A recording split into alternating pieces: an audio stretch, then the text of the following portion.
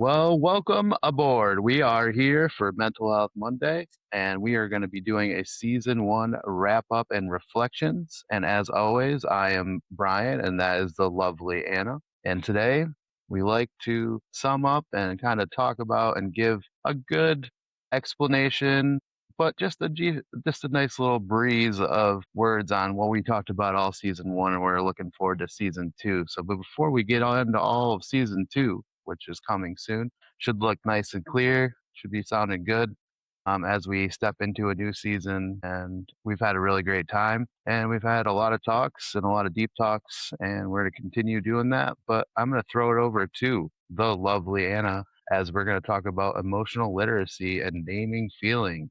Thank you, Brian. Yeah. So gosh, I mean, I've learned so much this season in general, just by doing the show and by actually working through and talking to you about these things and sharing these different topics. So, start off with emotional literacy and naming feelings.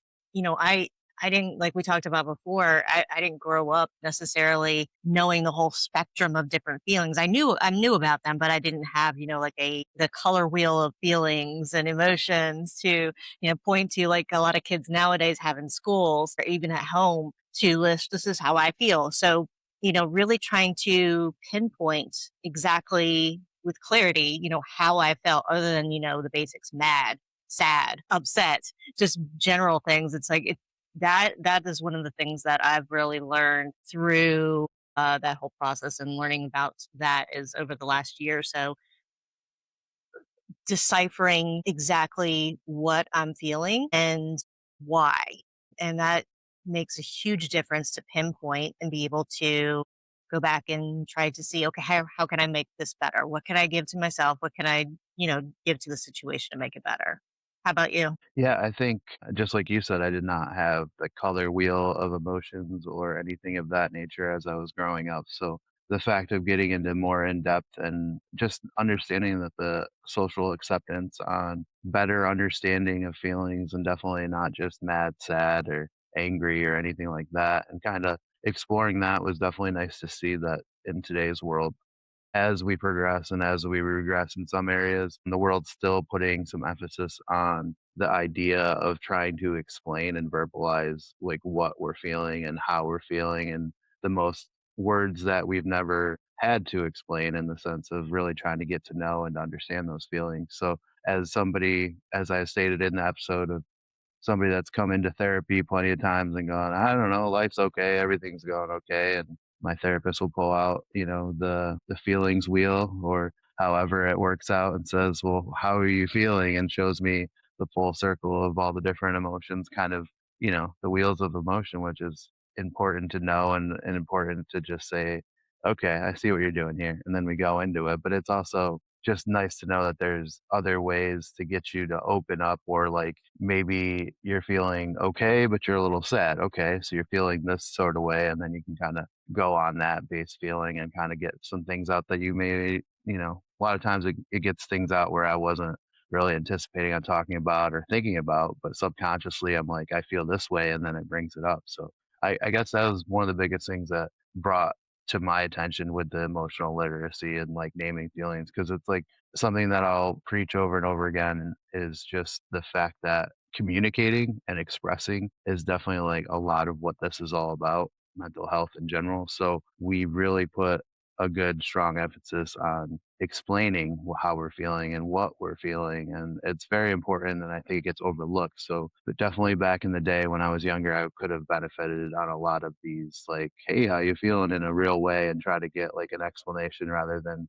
happy, sad, or angry, or whatever those feelings are, melancholy and all that stuff. So I think it's a positive thing to be able to express and to have names and feelings and things that we definitely need to get out, because if we don't say them out loud or type them to somebody or explain them out, then it's just like we're never going to know how we truly feel if we're just talking to ourselves. So that's just like, it's good to know terms, and good to know that, you can be relatable, as we try to be on this podcast, is being relatable. And once you find out that's how they feel, or there's words for how I'm feeling, or there's things to take away, and that's just like the best thing. And I think that's where you can start to feel not normal, but you feel more in a place to say, hey, like other people are feeling the way that I'm feeling because I can put words to it and understanding what those words mean and kind of look into it because everybody's different. But it's a beautiful thing to have a better system for everybody.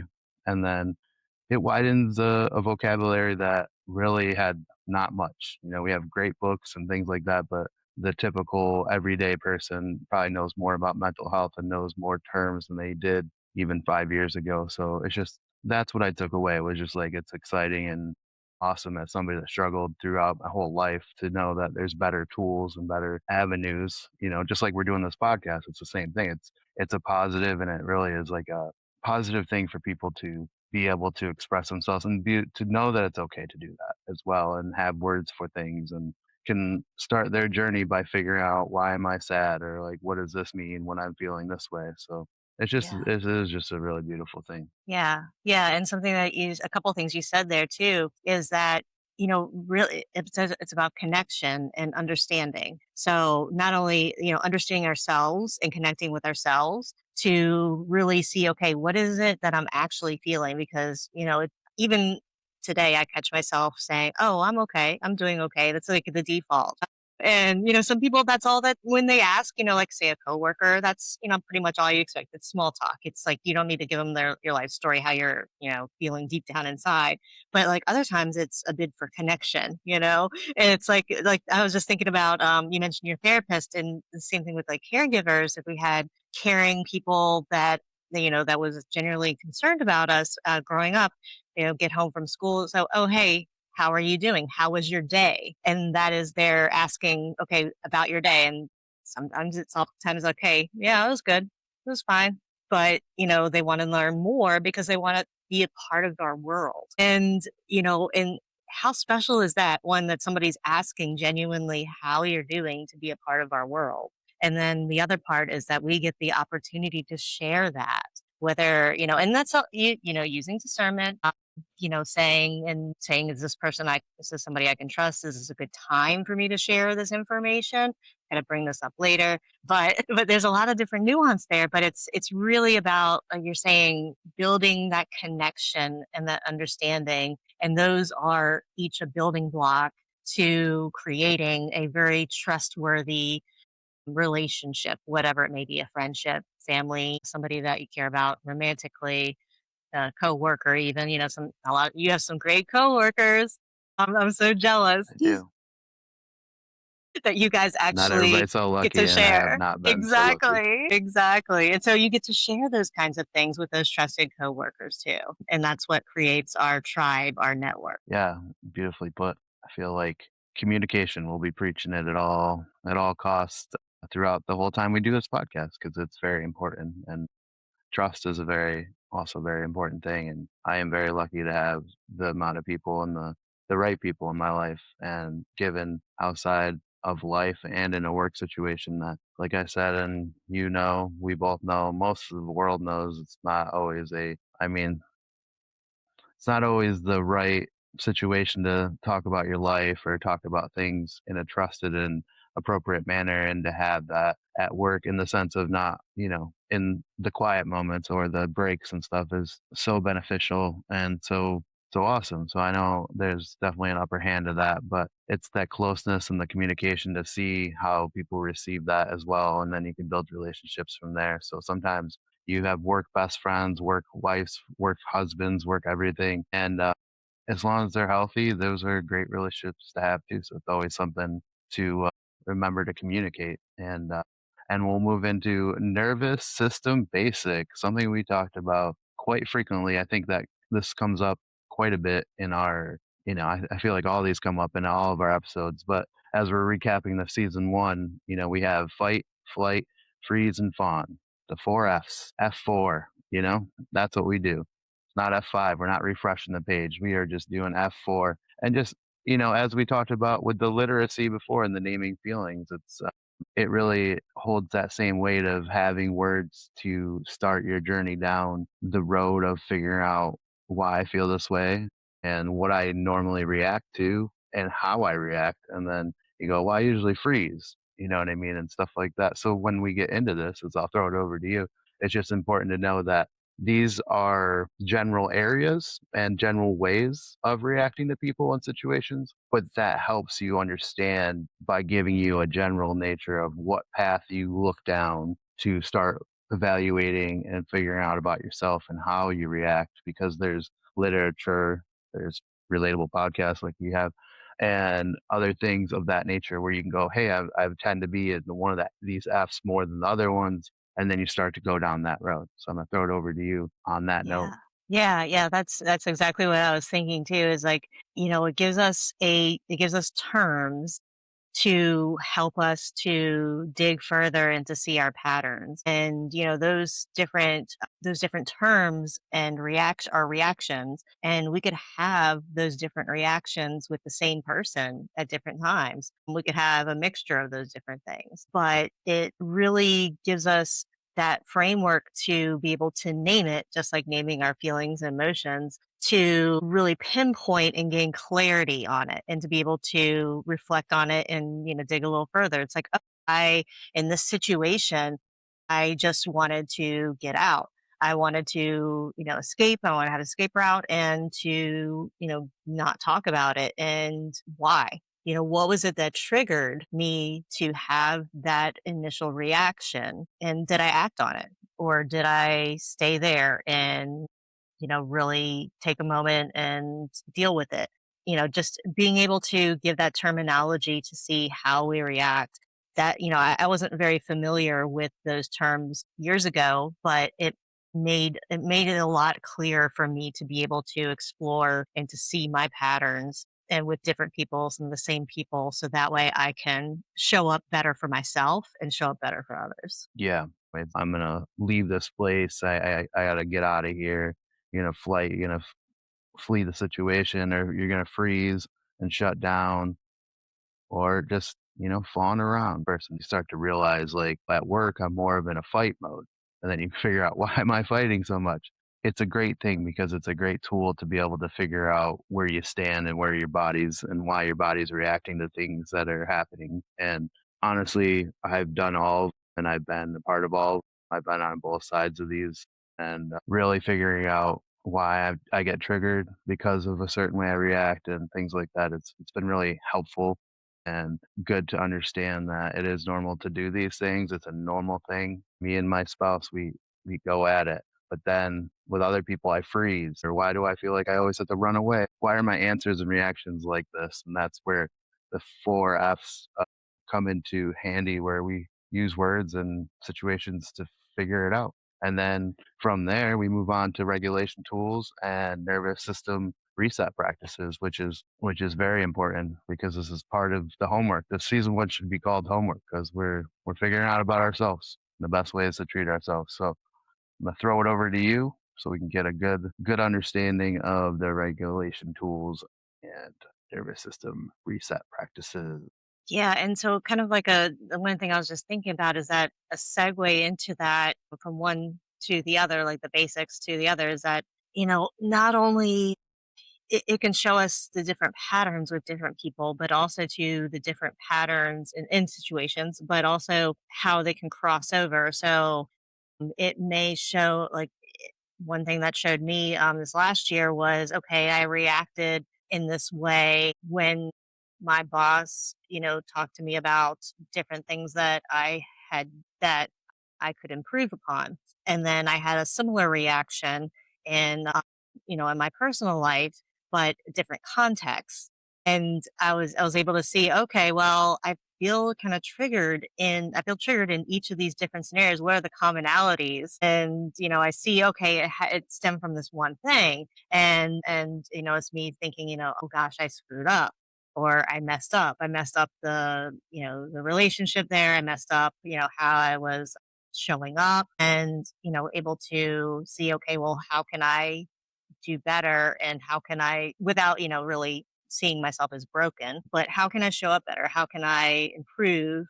And it also helped to increase my capacity to be able to tolerate that kind of thing because it's like, when we face these scary things and we look into there and we bit by bit like work on them, that increases our capacity. And kind of thinking like, if you're going swimming, if we learn how to swim, you want to go bit by bit step by step into, like deeper water, or to be able to, okay, you're floating. Now let's see about dunking your head.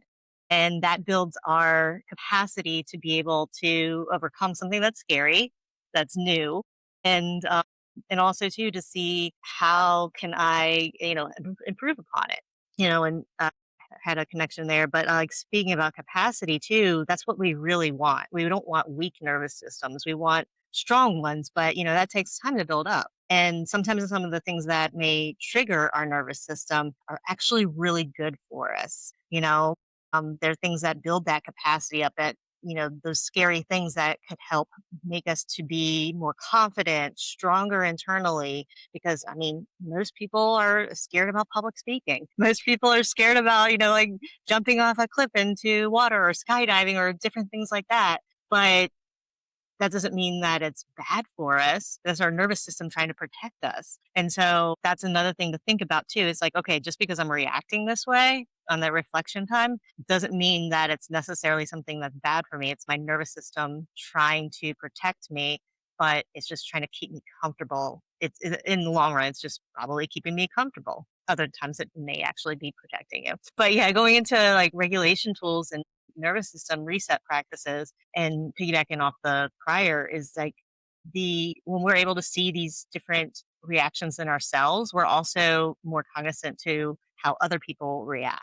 And we can oftentimes identify some of the things that how other people react, and be able to work with them a little bit better. One, because it gains an understanding. It's like, oh, okay, I see how they're reacting that way. It creates that empathy. I can relate to that, and how can I, come here without compromising myself, and how can I, show up and be able to meet them where they're at. So, one of the things with, regulation tools and nervous system reset practices is, co-regulation. That's, when having trusted individuals around you that we can who can see, okay, you're visibly flustered, or visibly angry. How can or anxious, how can they help to bring you back to even keel? Anxiety, that's a huge one. Is like, yeah, there are different things that we can do to calm ourselves, but having somebody that can I like a good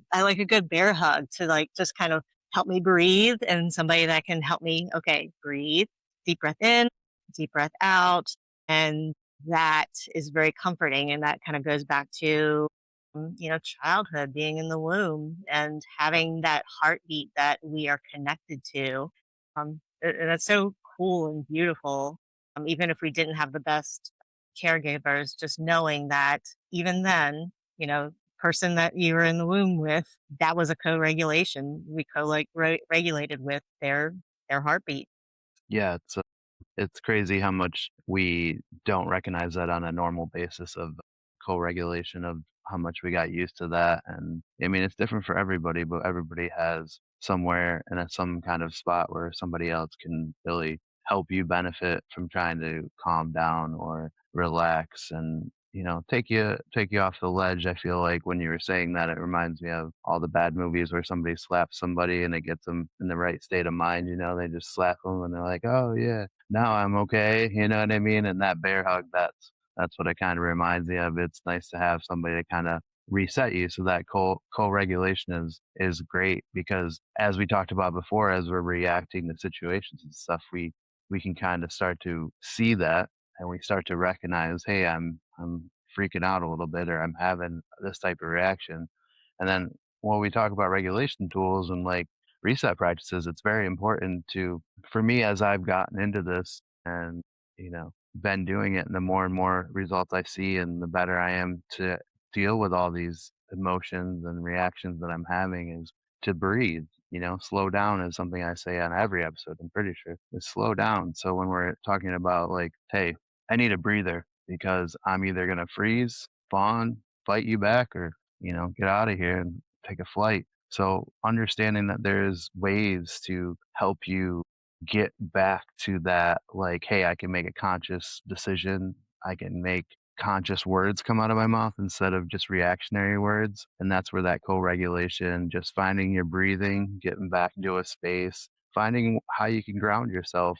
One big thing for me always is, we talk about it. It's in episodes, but it's circle back around, the worst corporate term ever, and that helps me with any kind of confrontation I have. And I know how it's not easy to do in the moment, but it really is helpful if you can say, "Hey, like I need 5 minutes. I need to just come back to this, and we can have like a conversation when I'm not at my heightened sense of reacting and, without saying it to the other person because you don't want to trigger them, you say, in your head, you're going, well, they'll probably be in a better space in 5 minutes too. You always have to let the other person know, even whatever situation they have, whoever it may be, work, relationship, family, everything else. If they really are on your team, they can give you the time that you need. And as much as it might be met with different reactions and all that stuff, it's very important to find how you can, bring it back to being better than your reactive self to, we've all said terrible things that we're not proud of while reacting. So these things that we do are micro practices that we integrate as we start to recognize, from finding out what I do most is fight or flight. You start to go, okay, I'm realizing I'm doing this. And then you put in these little practices of, hey, I need 5 minutes into your daily life in different situations. And that's how you put your practices to work in the sense of you the whole thing that we talk about is like we're getting to know ourselves to be better about ourselves and to have a better way and a better way of doing things so we're not being so exhausted with how much energy we use. So it doesn't go overnight. It's we say micro for a reason. You got to integrate very slightly these ways so that it becomes the normal. And that's how we find out about our boundaries, patterns, and survival responses, because this is a direct correlation to survival responses. Because as you stated earlier, survival responses is like us as human beings, we're scared of crazy animals there. It's literally just what's been ingrained in us through, raised people who raised us or people around us. And like that's when we start to realize like this is a pattern. This is how I normally respond to the survival of like trying to secure and be safe. And once we realize this is where, the grounding and regulations and micro practices that can come into play where we can really like, well, I'm seeing myself do it. You know what I mean? Let me start to like integrate like things slowly to like change it up so that eventually I'll be met with these, reactions and I won't react the same way because I see it, I realize it, and we're gonna move forward towards it. So I'll Yeah. send it over to you on that note. Yeah, yeah, and we're each unique, we're each different, and we have our own alchemical makeup that, like our fingerprints, it's unique to us. Our our internal and external is unique to us, and so there's there's that baseline, and then there's like you're saying the different encounters that we had, conditioning, experiences that also add different layers to it. So, really any of these tools, and, I know we're going to talk about those at another time, go into like, different ones and talking and bringing people in greater depth and to share any information there. But, you know, one thing that, has really been helping me is just try it. Just try it for a week or whatever, depending upon what it is, the situation, how fast, how much you need to integrate something, a practice to see, okay, how do I take to it? It doesn't hurt to try it, see if it works for you, at least for that short time frame. What works better, what doesn't work as well for you. One of the things that, is really that I notice with myself, there's so much that's on our plates these days, right? And so, like, jumping in from one thing directly to the next can be very dysregulating. I know it is for me. And so when I see myself getting just anxious, I feel that in my body where there's like a ball that kind of rises up into my chest and I just feel it right there in my sternum of, oh my gosh, there's so much going on. That's when I just need to, okay, I need to take a moment. Hopefully, I'm at a place where I can just, I hopefully I'm like, I make sure to take a time if I am at home to just take 10 minutes, lay down, listen to sound bowls and sound bowl therapy, have some a good air diffuser, a calming air diffuser going, and the combination of the calming sound plus taking in the scent of a calming scent and just breathing, even if I end up falling asleep within that time frame, that has helped to calm me down enough so that way I can look at things a little bit more clearly and say, you know what? Things aren't as urgent. I can handle this one thing next, and I'm going to handle just this one thing. And that helps to kind of reset. And so, yeah, just try different things out and see how they work. And, or, we're really looking forward to sharing more of those different kinds of things later, those little micro practices. But yeah, those tools, like you're saying, help to determine, okay, what are my patterns? What are my survival responses or different responses? What boundaries do I have? What don't I have and could probably need? One thing there that I determined through analysis of my patterns and how I felt on different scenarios was I needed that boundary to be able to say, hey, I just need like 10 minutes. Just give me, this time frame. I needed to make sure that I had, a brain reset between different tasks that were challenging, or else I was not able to refocus my attention because my mind was still racing and thinking about the last thing and like all the other things I had on my plate. So it's like, okay, I have to time out and say, hey, I need some time to kind of like reset, and then am accountable if it was with somebody else or just accountable to myself to say this is the time frame that I need, and then actually following through with that person or with myself to do the thing. That's a big part of it too, because and that's what creates trust.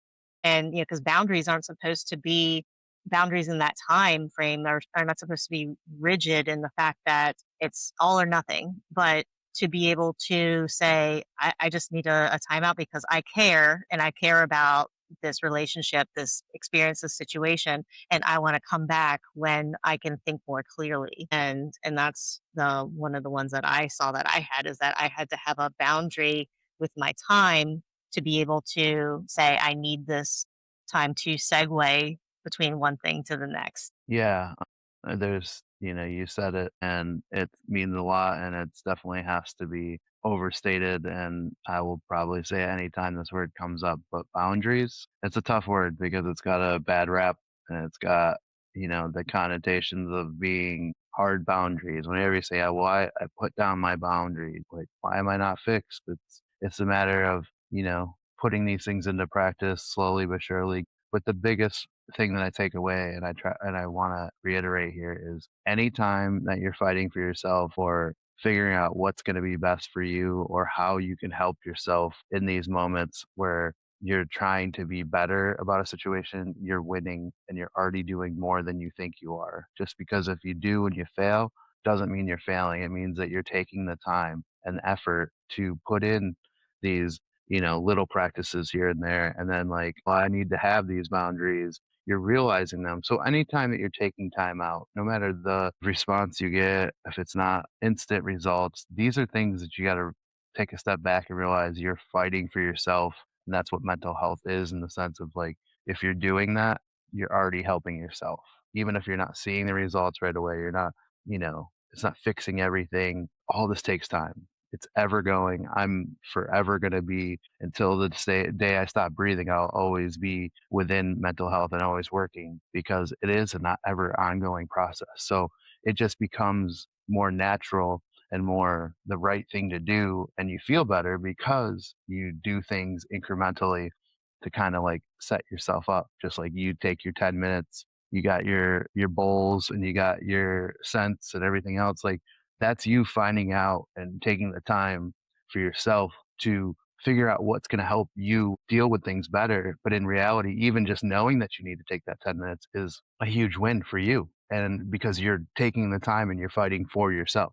So as we like bring that into play and talk about, how this works for everything else, we move on to therapy versus real life practice. And as we're talking about real life practice right now, is it's very important to find out. We do the homework as we talked about for the last four subjects that we were going over on our recap. Is we do our homework on ourselves. That doesn't instantly fix the situation, we figure out, okay, what works for me, what doesn't work for me. Why am I feeling this way? What am I doing this? So we putting these things and going, okay, when I told my partner I needed 5 minutes to go cool down and then come back to this topic when I had the reaction to fight, then you're already putting an effort and it's becoming normal for you to ask that 5 minutes. It's like you're putting these things into practice in real time and you might get bad responses, you might get good responses, you might surprise yourself, and that's what this is all about is like literally fighting for yourself because you've got to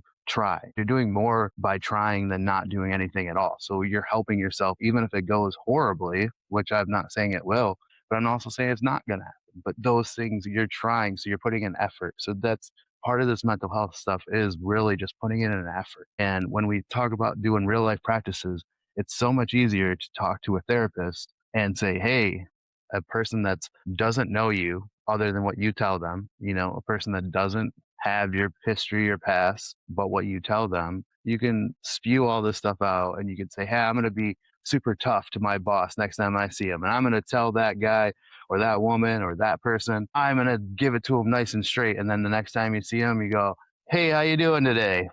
It's that same idea of you take this time to see what you want to do, focus on it, and have somebody to talk to like a therapist is great, but we put into practice in the sense of we need both sides of this and not everybody has the opportunity to see a therapist. Healthcare is crazy. There's a lot of things in here, but as we say, there's a lot of avenues these days. We reach out, do some research, do some homework, reach out to your friends. Anybody is a great person to talk to, but as we incrementally put things into your life because of all this homework we've done is great. But we also have the avenue of therapy to be able to speak out loud.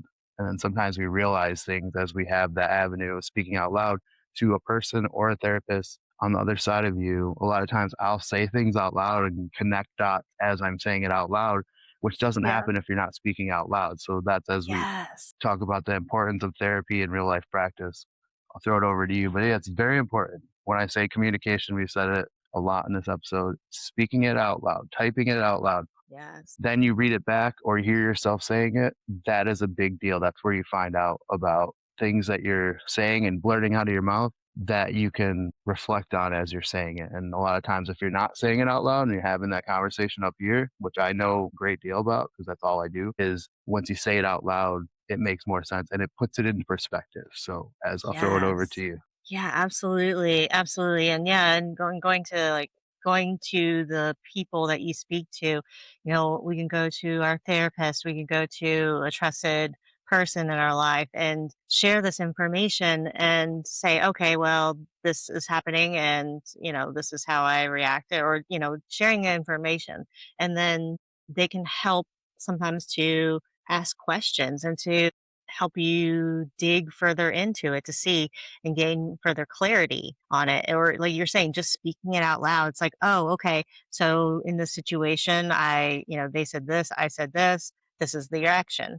But from there, we can identify any patterns and ask, or they can ask, okay, well, did you say anything, or did you just receive in that information? Do they know how you feel? Did you communicate that? And if not, then that's step one is to see, okay, can you communicate? And talking about boundaries too, we can, if we don't communicate what we're internally experiencing to the other that we may be having a triggering episode with, they don't know. They don't necessarily know. They may have an idea, but they don't know unless we communicate that. And yeah, some people are habitual line steppers, like Dave Chappelle said.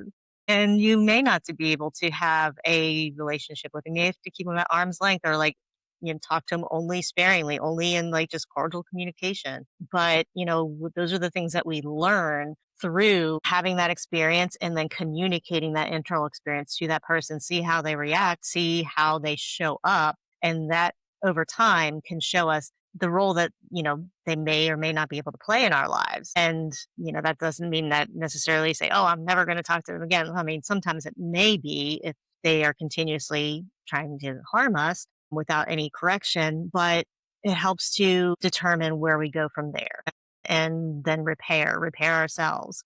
repair the relationship. And that's where, you're saying like different speaking it out loud, speaking to another person, writing it down to gain some clarity and to kind of see the patterns really, really helps. And then putting together an action plan. I kind of see it like, if you have an idea about something, just an inspiration, oh, this would be a great idea. And you think, I actually want to go through with this. If it stays all up in our head, it gets kind of convoluted and foggy. But writing it down on paper, doing one of those brainstorming sessions where you have the one bubble and then you have the offshoots of different information and just details that you can add in there, that helps to bring that clarity. And that's where, talk therapy or talking to somebody of different kinds, writing it down, speaking it out can really help. And then from there you can say, okay, this is what I have, you can see it.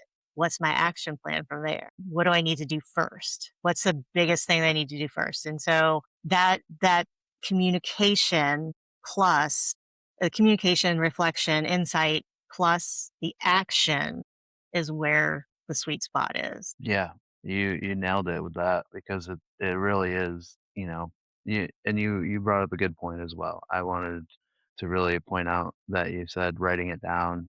Some people find journals very helpful and journaling, and as we really look at ourselves and we do the homework, as I've said, the season one is definitely should be called homework in that regard, or you know, learning and homework is because we can write things down.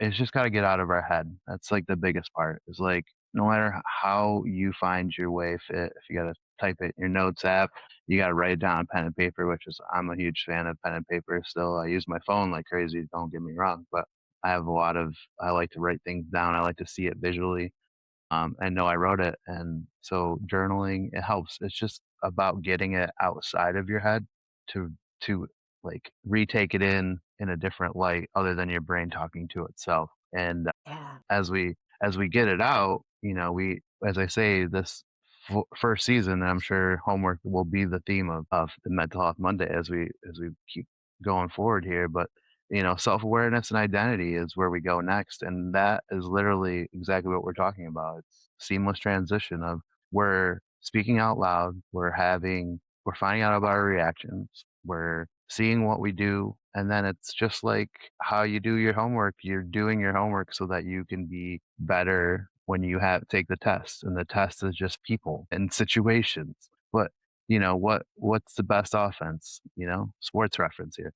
The best offense is a good defense. And when you can know what your strong points are, what your weak points are, how you generally react, it's self-awareness of saying, "Hey, this is generally how I am," and then that's where you reflect, and then you kinda go, "Well, I could probably do that better," or I need to put myself in a situation to be better or have better results. So, like, as we do this homework about ourselves, we find out, like, hey, this is how I am, and this is my identity. And identity isn't like, hey, I work at the bank.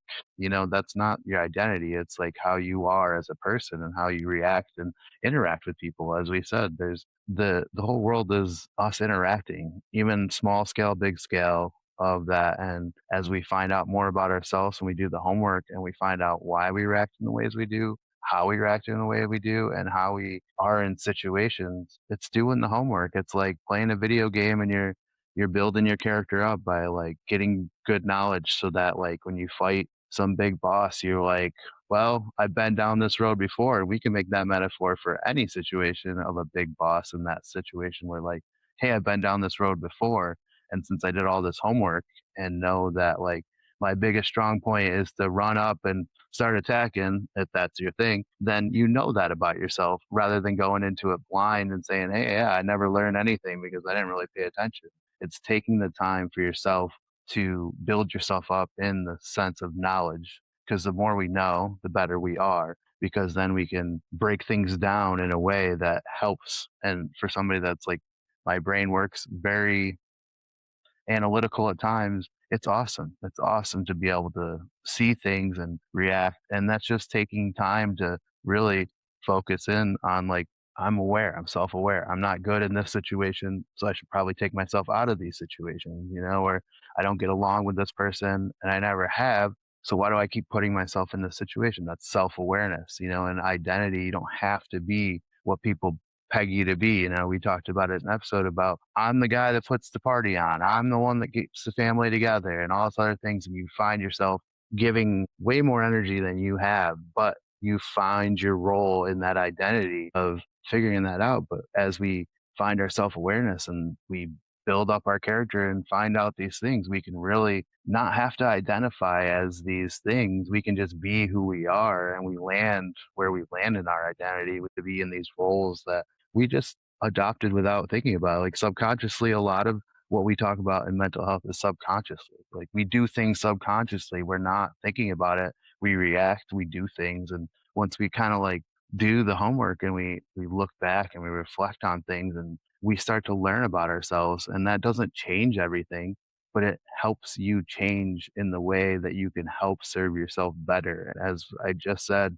if you're putting in effort for yourself, then you're already doing more than you were before, in the sense that you're really doing a service to yourself to kind of put yourself and be self-aware. And like we don't do that in a society today where everything's go go go, we got to do this, we're not doing enough, everything's crazy, blah blah blah. But like the reality is we could slow down, zoom out, be here now, and literally just what can I control. And then you don't learn that unless you're analyzing yourself and figuring out this is how I am, I'm in a nutshell and freaking out all the time. It's like, okay, so why am I freaking out?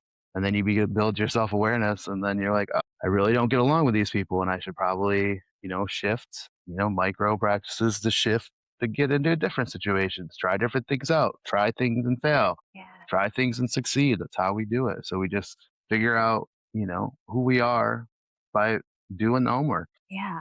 Yeah. One thing that you said there is like, well, a couple things like, we can recreate ourselves anytime. And, one thing that a lot of artists know, and they may not realize sometimes that they know it, is that creativity comes when you aren't trying to force it. Clarity comes when you're not trying to force it.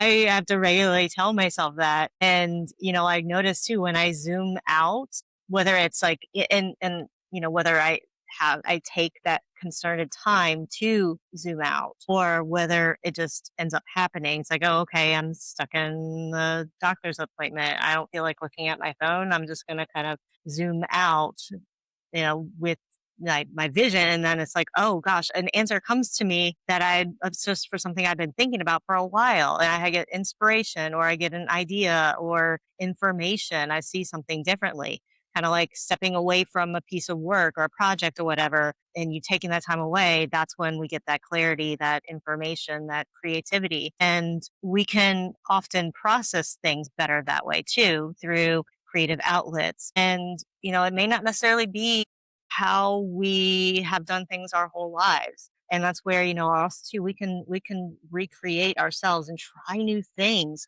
I'm such a big proponent of like just try something new. You never know if you may like it. If you see something, you're like, oh, that's so cool. Why not look and see in our town? Okay, is there a class for it? Are there who else in the area does something like that? Talk to them. Go to see. Go experience something and then see, oh, well, how can I possibly integrate more of this into my life? How, try it out. See, it may really help to gain, through processing, through doing that new activity, gain some more self awareness, create a different identity for ourselves and enrich our current identity, and to help us resolve some of the things that may have happened in our past. I mean, we think about creatives a lot of times, writing a song, writing poetry, processing through physical art or movement or music, that helps to really process and work through our emotions and to help us recreate a better version of ourselves because we're expressing as we're working through the thing that we're working through. And it shows up in patterns too. If you could say an artist, you could look at your physical work or your library and say, oh, okay, this was me, 20 years ago. And by the kind of art that I was producing, the kind of music I was producing. and then this is me now, and you can kind of see the evolution over time and what we may have been going through there. We could see those patterns that also gives us information not only for the moment but for future. How can I, where do I want to go from here? Where what How do I want to show up?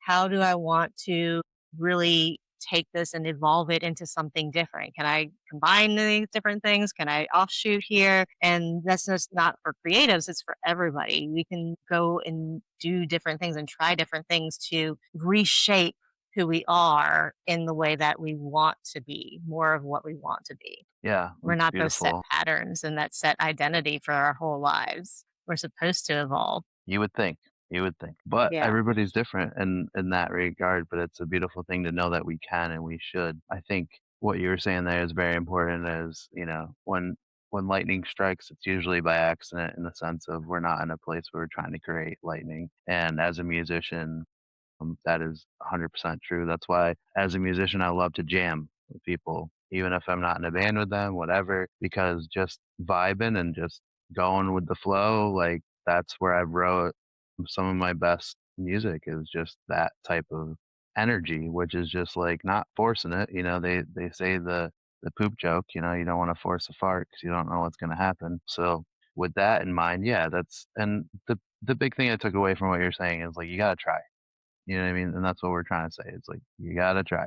You gotta make efforts, and as scary as change is for neurodivergent people like us and people that, really crave, affirmation and just like, being okay, just like you said, a big bear hug. We kind of crave that in the way that we are. But once we kind of bear hug ourselves at times where it's tough, it's worth it, and all these things that we try to do, we're still trying to do it for ourselves, and that's one thing that we should be fighting more for as, people of mental health is to really see how much energy you're giving out, and it could be to anybody and anywhere, and say, "Hey, can I take some of that energy and put it to myself so that I can feel better and feel less like I've given everybody 130% while I'm over here at negative 30."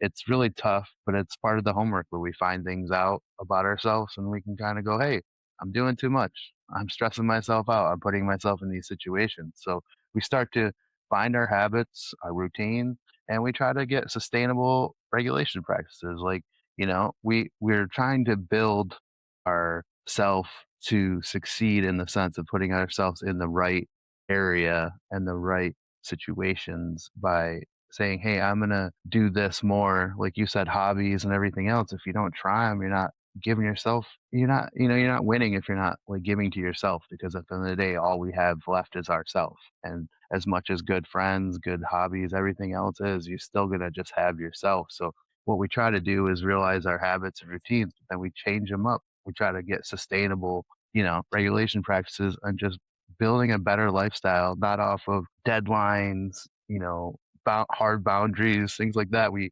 don't go off of trauma. We don't go off of like all my work's gotta get done. Everybody's gonna hate me. Blah blah blah. We shift from the little micro practices that we integrate and different things that we try to like balance the life and work and relationships out by doing little things for us. So we're swinging the pendulum, but we're moving it back towards us a little bit more than it usually swings. And then once we get that going, we start to feel a lot better, and we start to build the lifestyle that's gonna, you know, it's not gonna be it doesn't have to be like, "Oh, I'm totally different now and I don't hang out with the same people. I don't do the same things." No, it's like, let's move in the right direction of how I can do this, but a little bit better so that I can help myself feel less worn out, less shitty at the end of the day. It's literally about just trying to implement things. They may fail, they may succeed, but you know how great it's gonna feel when it succeeds in the sense of you're trying and you're putting in effort for yourself? And this is where we try to put that into practice. Yeah. Yeah. I was just thinking about like sleep, for instance. That's something I think a lot of people struggle with. I know I do. Like, you can go by whatever they say as far as like the amount of sleep that we need. And that varies for person to person. But, if you think about it, if we go we can only go but so many days without sleeping. Like if we were pulling all-nighters for so many days, eventually we're gonna crash, you know?